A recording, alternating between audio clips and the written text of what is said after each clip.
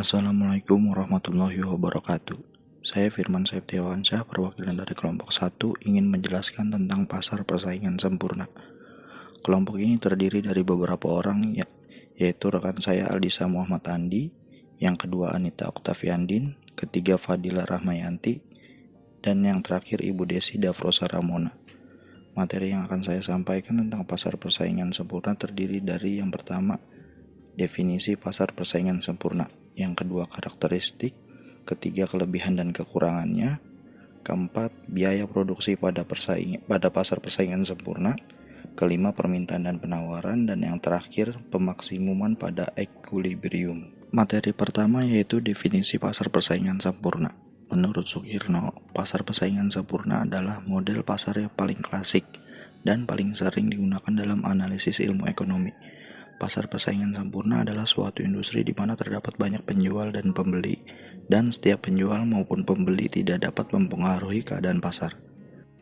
Terdapat 5 karakteristik dari pasar persaingan sempurna, yaitu semua perusahaan memproduksi barang yang homogen. Yang dimaksud dengan barang homogen adalah barang yang sejenis. Jadi pada pasar persaingan sempurna, barang yang diperjualbelikan sejenis. Yang kedua, perusahaan dan konsumen memiliki pengetahuan informasi yang sempurna.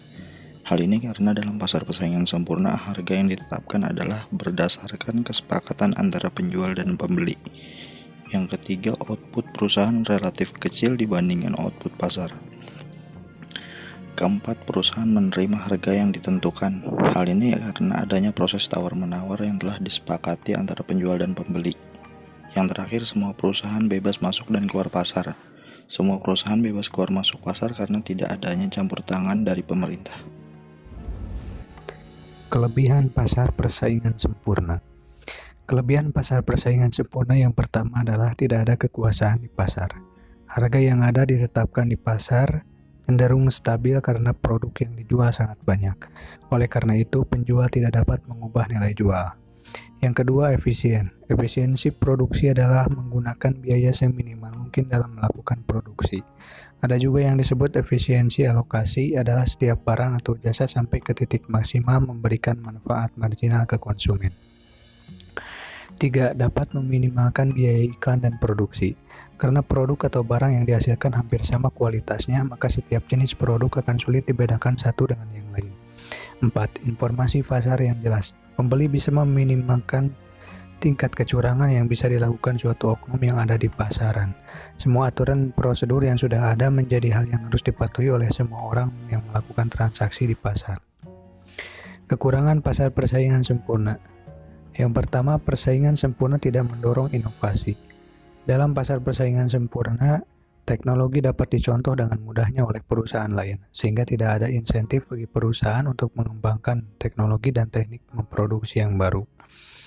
Yang kedua, persaingan sempurna ada kalanya menimbulkan biaya sosial. Ditinjau dari sudut pandang perusahaan, penggunaan sumber daya mungkin sangat efisien.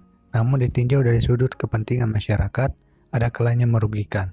Contohnya dengan adanya pencemaran dan sebagainya. 3. Membatasi pilihan konsumen. Karena barang yang dihasilkan perusahaan-perusahaan adalah sama semua, konsumen mempunyai pilihan yang terbatas untuk menentukan barang yang akan dikonsumsinya. 4. Biaya dalam pasar persaingan sempurna mungkin lebih tinggi. 5. Distribusi pendapatan tidak selalu rata. Pada kolom pertama yaitu jumlah produksi atau kuantiti. Untuk kolom kedua adalah biaya tetap atau total fixed cost TFC. Terus di kolom 3 itu ada total variable cost TVC. Di kolom keempat itu ada total cost, yaitu gabungan dari total fixed cost ditambah total variable cost. Untuk kolom kelima itu biaya marginal atau marginal cost MC. Untuk biaya margin ini yaitu biaya total unit pertama dikurangin total unit 0 atau total N dikurangi total N-1. Terus untuk biaya rata-rata, biaya tetap rata-rata di kolom ke-6 yaitu dari biaya tetap dibagi dengan kuantiti produksi atau jumlah produksi. Untuk biaya variabel rata-rata, kolom ke-7, itu dari biaya berubah atau biaya variabel dibagi ke jumlah produksi atau kuantiti yang diproduksi. Di kolom ke-8, biaya total rata-rata, itu dari biaya total atau total cost dibagi dengan kuantiti. Di kolom 1, menggambarkan berbagai jumlah produksi yang dapat dicapai. Kolom kedua menggambarkan biaya tetap total, yaitu biaya yang dikeluarkan untuk membeli input tetap yang digunakan dalam proses produksi. Kolom ketiga menggambarkan biaya tetap, biaya berubah total, yaitu semua biaya yang dibelanjakan untuk membeli input berubah, contohnya tenaga kerja. Dengan menjumlahkan biaya tetap total dengan biaya berubah total diperoleh biaya total, yaitu seperti ditunjukkan dalam kolom keempat. Di kolom kelima menggambarkan biaya marginal, yaitu tambahan biaya yang perlu dikeluarkan untuk menambah satu unit produksi. Kolom ke-6 menunjukkan biaya tetap rata-rata, yaitu biaya tetap dibagi dengan jumlah produksi. Kolom ke-7 menggambarkan biaya berubah rata-rata, yaitu biaya berubah total dibagi jumlah produksi. Biaya total ditunjukkan dalam kolom ke-8. Biaya ini menunjukkan biaya per unit untuk menghasilkan barang. Dari tabel di atas terlihat karakter dari kurva biaya. Dengan demikian dapat dikatakan ciri-ciri kurva berbagai jenis biaya adalah 1. Biaya berubah total mula-mula mengalami kenaikan yang lambat. Akan tetapi, setelah satu tingkat produksi tertentu, kenaikannya makin lama makin cepat. 2. Biaya total mempunyai sifat yang sama dengan biaya berubah total. 3. Biaya tetap rata-rata semakin lama semakin kecil. 4. Biaya berubah rata-rata, biaya total rata-rata, dan biaya marginal mempunyai sifat yang sama. Pada tingkat produksi yang rendah, ketiga jenis biaya tersebut semakin menurun apabila produksi meningkat, tetapi pada produksi yang lebih tinggi apabila produksi ditambah. Oleh sebab itu, dalam suatu perusahaan, karena tingkat harga dalam pasar persaingan sempurna ditentukan oleh permintaan dan penawaran, jumlah output perusahaan relatif sangat kecil dibanding output pasar. Maka, berapapun yang dijual perusahaan, harga relatif tidak berubah. Permintaan total atau total revenue perusahaan sama dengan jumlah output dikali harga jual. Karena ketidakmampuan penjual dan pembeli dalam mempengaruhi harga atau price takers, maka harga secara otomatis telah ditentukan oleh pasar. Dengan demikian, penerimaan rata-rata atau average revenue dan penerimaan marginal atau marginal revenue adalah sama dengan permintaan dan penawaran pasar persaingan sempurna. Permintaan yang terbentuk mencerminkan keinginan konsumen, sementara penawaran mencerminkan keinginan produsen. Pasar persaingan sempurna adalah suatu pasar di mana terdapat kekuatan dari permintaan dan penawaran yang dapat secara bebas bergerak. Pasar persaingan sempurna merupakan pasar di mana penjual dan pembeli tidak dapat mempengaruhi harga, sehingga harga di pasar benar-benar merupakan hasil kesepakatan dan interaksi antara penawaran dan permintaan.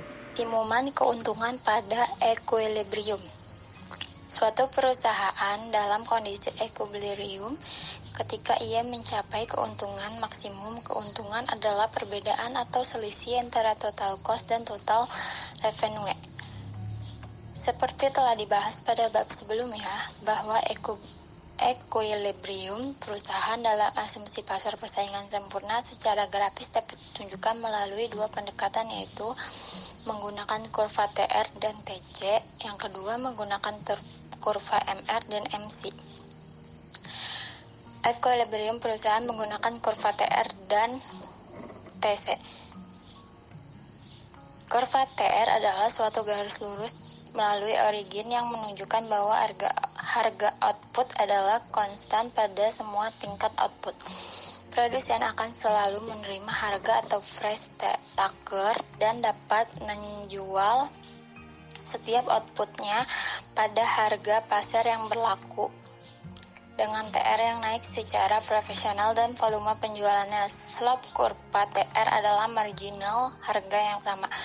Dan perusahaan mencapai keuntungan maksimum pada penjualan output equilibrium, di mana jarak vertikal antara kurva TR dan kurva TC paling lebar. Equilibrium perusahaan menggunakan kurva MR dan MC. Maksimum keuntungan atau profit dapat dijelaskan juga menggunakan kriteria marginal revenue sama dengan marginal cost, atau MR sama dengan MC. Karena MR untuk perusahaan pada pasar persaingan sempurna adalah P, maka output optimal dihasilkan jika P sama dengan MC. Selanjutnya, pemaksimuman keuntungan pada equilibrium.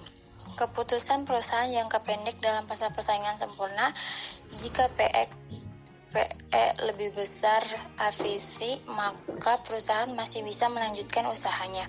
Meskipun perusahaan mengalami kerugian, tetapi kontribusi margin yang diperoleh adalah positif. Dan hal ini bisa membantu mengurangi biaya tetap. Sebaliknya, jika PE kurang dari AVC, maka perusahaan sebaiknya ditutup karena semakin banyak yang diproduksi, semakin rugi. Maka dapatlah ditarik kesimpulan untuk pengambilan keputusan perusahaan dalam jangka pendek. Yang pertama, jika MC lebih kecil dari MR, total keuntungan belum maksimum. Perusahaan harus meningkatkan outputnya. Yang kedua, jika MC lebih besar dari MR, tingkat keuntungannya menjadi menurun. Perusahaan harus menghentikan produksinya. Jika MC sama dengan MR, tingkat keuntungan jangka pendek adalah maksimum. Karena itu untuk perusahaan-perusahaan yang berada pada pasar persaingan sempurna, untuk memaksimumkan keuntungannya, mereka akan bekerja dengan melakukan peningkatan volume penjualan sebesar-besarnya.